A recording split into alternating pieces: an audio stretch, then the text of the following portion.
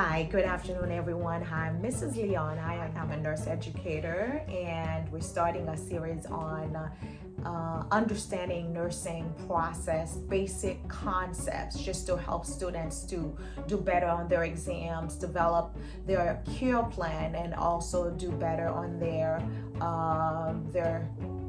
exams, especially foundation nursing concepts. So today we're about to discuss some of the nursing techniques and strategies. Now, why is that important? Because especially when you're taking an exams, if you don't have strategies and techniques, good strategies and techniques, you will not be able to do well on your exams, especially nursing exams. It's not just questions and answers. It's a scenario they give you. You have to understand. You need to have the ability to strategize and understand the techniques behind those questions and to be able to do better. Even going on your Nclex exam, you need to have great techniques and strategies. And so that's why we're going to review some of the strategies you need to know before you take your exam. So the first strategy we would like to share with you is when you're taking an exam, you want to make sure you read your questions. Now, we said 2 times. Now, for some of you, you might need to read it more than 2 times, especially if English is not your first language. You want to read it as much as possible until you understand what is the question is asking you. It is important that you do that. And until you understand, you will not be able to move forward. Next strategy, let me say, these strategies are been pulled from a lot of sources. We're talking about Kaplan's, we're talking about what is it? A lot of nursing review books out there. So we want to make sure you know, you're aware of these things. It's not just one of sources. So the next strategy we would like to share with you is analyze the question. You want to make sure you analyze. How do we analyze a question? You're assessing, you dissect the question, you break it down, you making sure you understand it for yourself. You want to block your options first. So a lot of times the proctor would give you, the exam proctor would give you a blank page where you could do a brain drop. You want to make sure whatever you remember, especially if you're taking a pharmacology exams, well, you want to do a brain drop, but just write down some hard concept or math calculations, dosage calculations that you may not remember. It probably take you longer, so you do a brain drop and write everything that you remember. And as you're going through the exams, you just review, you go and take a look at it. So we said for you to block your options first. Reason why you do that, when you block your options, because usually if it's a multiple choice and you want to make sure you block those answers and you want to come up with your first answer. Come up with your answer first, all right? Then you will go and see what are the options. And usually, if you can answer your own question, you will most likely see words like keywords. What do they mean? What are some keywords I need to know? And some are words that are distractors. So they just place them there just to distract you. It does not really help you. Like age does not really matter. Gender does not really matter. Sometimes they place it there. Or sometimes even location, whether they are on a cardiac floor or in OR or med surg, it really doesn't matter. If it's an emergency, I need to focus on the emergency. I don't care whether they're male or female. I don't care whether they are children or adults. Sometimes that matters, but if it's an emergency, it doesn't matter. I want to make sure I focus on the problem. What is the problem?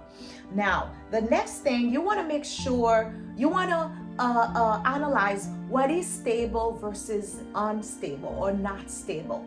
Is the patient stable? What do I mean by patient stable? Well, you check the vital signs. Well, I'm gonna list of things that are stable versus unstable.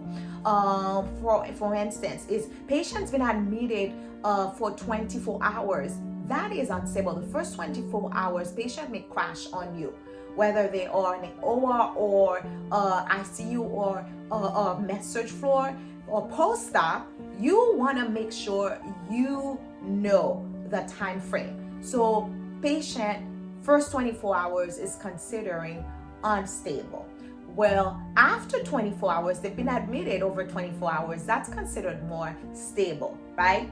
EKGs, you're looking at EKGs, sinus rhythm versus defibrillation or VTAC.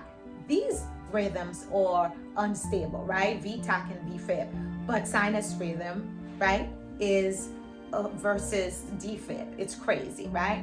So you want to make sure you know what is stable versus unstable. For instance, another example, patient has COPD versus a new admit with COPD. So which one would you think you would see first?